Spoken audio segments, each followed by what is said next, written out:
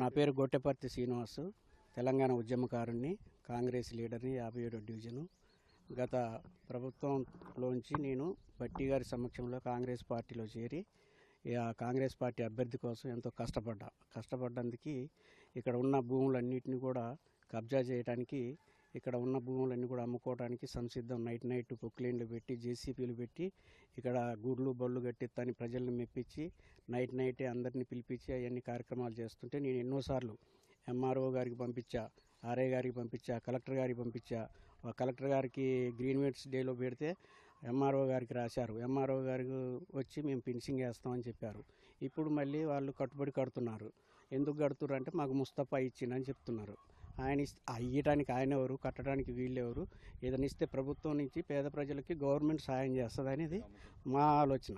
కాబట్టి మరి ఈ యొక్క స్థలాన్ని కబ్జాగా గురి కాకుండా రాబోయే తరాలకు ఈ డివిజన్లోంచి బైపాస్ డెవలప్ అయితే అక్కడ దాటడానికి చాలా ఇబ్బందులకు గురవుతారు పిల్లలు. అందుకే ఇక్కడ ఒక స్కూలు, ప్రైమరీ స్కూలు, ఒక అంగన్వాడీ 22 సంవత్సరాల నుంచి అంగన్వాడీ కిరాయికే ఉంటున్నారు.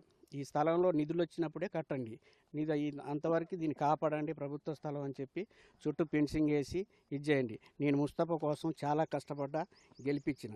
ఆయన గెలుపు కోసం కృషి చేసిన ఫొటోస్ అన్నీ కూడా నా దగ్గర ఉన్నాయి. మొత్తం అది ఎందుకంటే నేను చాలా కష్టపడి గెలిపించినా కూడా ఇప్పటికి 4 సంవత్సరాలు ఆయన ఇంతవరకు నా ఫోన్ ఎత్తినోడు కాదు, నాతో మాట్లాడినోడు కాదు. కాబట్టి ప్రతిదీ కూడా మీరు చూడండి. నేను కాంగ్రెస్ లీడర్ని కాదని ఆయన చెప్తాడు. నేను పక్కా బట్టి గారి, డిప్యూటీ సీఎం బట్టి గారి సమక్షంలో చేరి ఆయన కోసం పోరాటం చేసి నేను అక్కడ ఏజెంట్గా ఉండి ఓట్లు లెక్కింపయ్యేంత వరకు కూడా అక్కడ ఉండి గెలిపించిన నా కాడ అన్ని కాగితాలు ఉన్నాయి, అన్ని ఎవిడెన్స్ ఉన్నాయి.